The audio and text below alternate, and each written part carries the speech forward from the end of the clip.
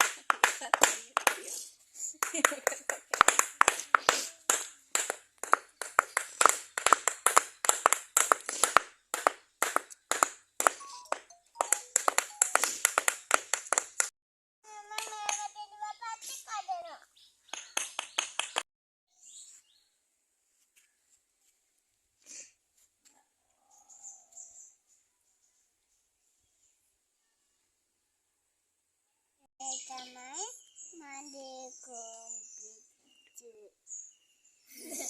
වගේ තියන්නේ මගේ කොම්පිටු. ලස්සනයිද? කොම්පිටු ටික හදලා ඉවරනම